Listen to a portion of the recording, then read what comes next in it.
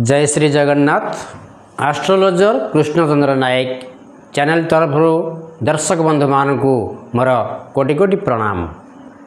आज एक सुंदर विषय वस्तु होची जदि आपणकर अनेक शत्रु होउचंती आपणकर अनेक शत्रु अछंती से शत्रु बाधारू मुक्ति पाया पई एक सुंदर टिप्स तेणु आज ये टिप्स टी आरंभ करिया पूर्व प्रथम कही रखुची जो दर्शक बंधु माने प्रथम थर ये चैनल को आसचंती दर्शक बंधु मान को अनुरोध करुची या को सब्सक्राइब करिया के भूलिबे नहीं।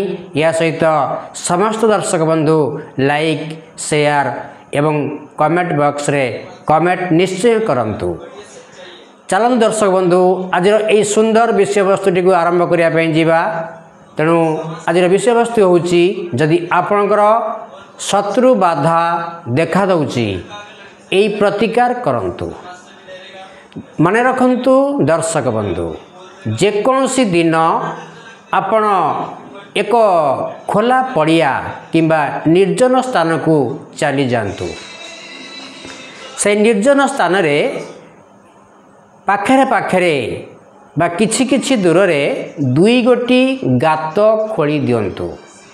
गात खोलिबार एमती नियम नाही जे केते हाथ कि केते फुटर गात खोला हबो सेमती नियम नाही, किंतु पाखापाखी से निर्जन स्थान रे दुईटी गात खोलिबे जेमिति ये कार्य कला बेले कौनसी व्यक्ति आपण को न देखंती सेथि प्रति ध्यान निश्चय देबे। दुईटी गात खोला सरीगला तापरे आपण कौन करिवे प्रथम गात रे 38 गोटा कला बिरी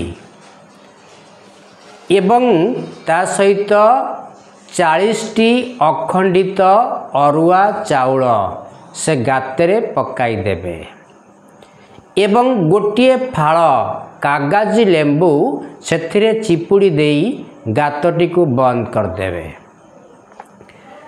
तापर द्वितीय गात कथा द्वितीय गात को जांतु सेठारे कौन कहिबे ना 38 दुणे 76 कला गोटा बेरी पकाई दियंतु ता सहित 40 दुणे 80 अखंडित अरुआ चाउल से गातरे पकाई दियंतु ता सहित खंडिए तंबार एक प्लेट पकाई दियंतु। खंडिए धला कागज आणंतु कला काली रे आपणकर शत्रुर नाम को से कागज ऊपर लिखि दियंतु एवं से कागज टीकू द्वितीय गातरे रखी कौन से छुंची द्वारा निज डाहाण हाथर अनामिका आंगुटी 3-4 टोपा रक्त बाहर करिदेई सेई कागज उपरे शत्रुर नाम लिखाई थिबा कागज उपरे रक्त केते बिंदु पकाई दियंतु 4-5 बिंदु भली पकाई देबे एवं से टाइम रे आपण निजर शत्रुर नाम धरी से शत्रु आपण ठारू दूरी जाऊ बोली प्रार्थना करंतु। तापरे गातटी को बंद कर दियंतु। चुपचाप गोड़ हाथ मुह धोई निज घर को फेरी आसंतु। ये कार्यटी करंतु देखिबे आपण आश्चर्यजनक फल प्राप्त हेबे।